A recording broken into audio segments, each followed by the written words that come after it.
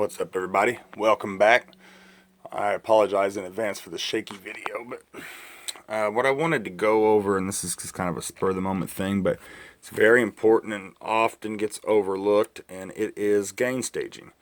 And so, as an example, I'm going to be using the preamp that my Neumann TLM goes into, which is this studio channel right here, PreSonus. It has a tube saturation circuit, it has a 48 volt phantom power, it has a compressor, and it has an equalizer. The compressor and equalizer are both bypassable if you'd like. You have a input gain, you have a gain for the compressor, and then you have basically an overall output gain. Let's break down what we're actually looking at though. The 48 volt phantom power button right there that's green on the far left, that's what supplies the power to the microphone that's necessary for it to power on. On the left here, as you can see, it says tube preamplifier. You have the gain and the tube drive. The tube is just the amount of saturation that the unit is going to apply to whatever signal travels through it. But the first knob, gain, that's the input gain. That's a very important part of gain staging. What that means is basically the sensitivity or the amount of input gain, or how much of what's around the microphone it's going to pick up, almost like a distance or a radius. The higher you turn it up, the more of the room is going to be picked up by the microphone in addition to your vocal. In my opinion, it can pick up a lot of unwanted things that could be degrading to your recording.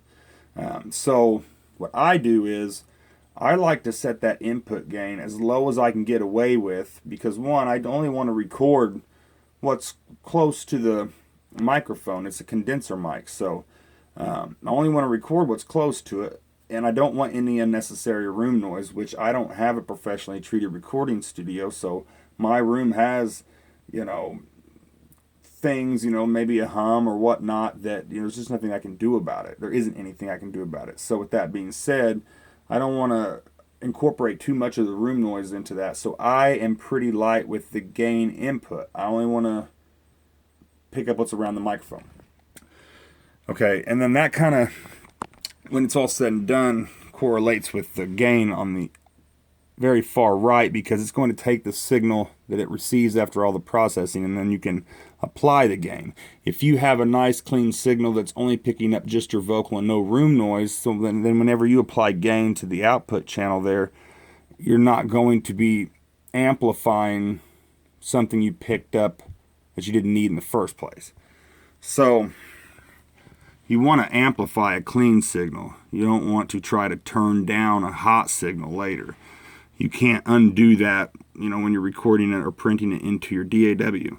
So, next off, let's go to the compressor here. I don't want to block any of the light, but it's kind of difficult. So, as you can see there, you have a threshold, knob, ratio, attack, release, and gain. The threshold sets a decibel level at which whatever source is being sent through it exceeds that threshold, the compressor will begin to compress that signal. The ratio means, like a 2:1 ratio, for example, means for every 2 decibels that's sent into the compressor, it will squeeze it down and push 1 out. 4:1 is the same thing. For every 4 decibels that goes through the compressor, it will push 1 out. As you go higher in your ratios, the compression ratios they squeeze it more, so to speak. Your attack time, it says fast and slow, pretty self-explanatory. It designates how quickly, once the signal crosses the threshold, the compressor will begin to act upon it. The release is set that once the signal drops below that threshold, how quickly the compressor will release it. I have a slow or like a medium attack time and a fast release because I don't want to affect too much. This is just for tracking compression. Any high peaks or anything like that. I don't want to do any squashing now because I can't undo that into the DAW, whereas if I want to do some squashing, or that's the sound I'm trying to achieve, I can do that in the DAW with a plugin without actually affecting the source material. Okay, then after the compression is said and done, let's say you apply an average of 3 decibels of compression over a signal. Then you want to go ahead and compensate for that reduction by applying 3 decibels of gain on the compressor's output. Okay, so now we're moving over to the parametric equalizer. And what you've got is what we got here, 3 bands, a low, a mid, and a high, where you can designate what frequency you're wanting to set, the Q, which is how precise or broad the cut or gain that you're going to do is, and the gain is to either cut or boost that frequency on that signal. And so what I do here is you can see the EQ, where's it at? Oh, I can't even see it. Yeah, right there. The EQ comp light is lit up because I have the EQ before the compressor, because what I do is I only do a light amount of cutting using the equalizer because I'm only wanting to cut out bad frequencies. I don't want to do any boosting during the tracking. I might just want to cut out some, known problem frequencies when it comes to vocals, because this is I only use this preamp for vocals. So I don't do much changing to it. But if you were, using this kind of unit or another one on multiple different sources, then there might be times when you might have to frequently change the settings on it. And that's just kind of why you need to be familiar with your equipment and what actually you're doing when you're twisting a knob, so that you can make those changes depending on what situation you're in. But cutting is what I do before or during the tracking phase. And also the cool thing about this unit is it came with a tube in it. Can't even remember what it was, a stock tube. I bought this Golden Lion tube, opened it up, popped the old tube out, put this one in, just a better tube.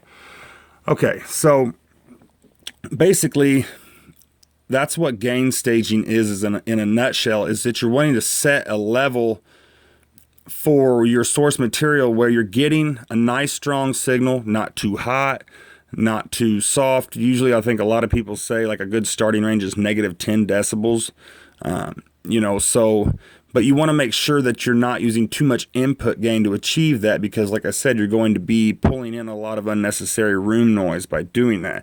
You want to find, like kind of a good combination or halfway point of using the input gain in conjunction with the output gain, and then factoring in all of the effects. Like here you've compressor and an equalizer. If you're using those, take into account what those are doing, not only to the signal itself, but to the overall volume or decibel level of the signal after it travels through it and goes out. Because what that really does is, once it goes into your DAW, which I thought I had Pro Tools open, but apparently not, you're going to see on your actual fader on Pro Tools, if you have a track record enabled and you're doing a mic check, like you've seen people do many times, they're doing that because they're wanting to achieve that nice sweet spot level for their signal. Now, on a vocal, you're just setting one individually, but let's say you had a unit where it had multiple inputs and it were more for using to set up a drum kit, where you might have, 8 to 10 mics. So, during the tracking phase, what you want to do there is set, your kicks, snares, hi-hats, cymbals, whatever, crashes. Set the levels for those before you record them. Set those by gain staging during the tracking stage, so that you've already set the levels and balanced your drum set out as far as the faders and your decibel levels are concerned before it goes into the DAW, so that you don't have to make those adjustments once you get in there. It's just an unnecessary step. Now, yeah, it's time consuming and it's tedious, but it's the right way to do it, and there is a science behind why you do it that way. It's trying to find a good clean signal, but also that it has the power or the punch and the energy that you need, but also not being too weak of a decibel level, not too strong, because you have to accommodate for all the different sources in a mix and how their decibel levels attribute to the overall decibel level of the mix. So, gain staging is a jump off, starting point, so to speak. But, it ties into so many other things, that will affect a mix as it goes along, because kind of what I'm saying here is, here's your mix window. All of these tracks end up right here. You see, so when they're playing, you can see that I'm sitting, well, I'm not sitting about where I want, but really I'd like to be up about negative 10 decibels, if you can see that. But let's say I wanted to record an actual, sorry, I'm not even on the screen, track. Let's go down here and I'll show you an example. Let's just use this for example. Now you see, let me go up here. I must have another one record enabled somewhere. It's telling me I do. Let's see. Where is it at? Must be way down here. Well, where is it at? Let's try audio 22.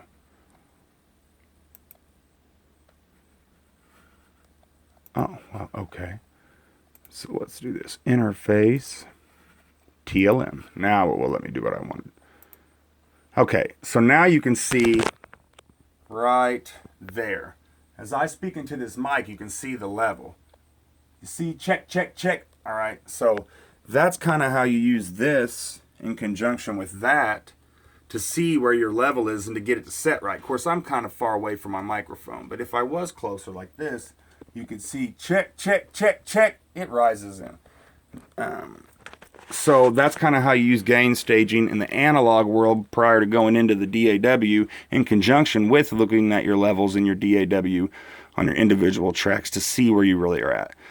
I hope that's a little bit clearer than mud, but like I said, it was a spur of the moment thing, and it was something that will at least spur your mind to look into gain staging for yourself and why it's important. Peace.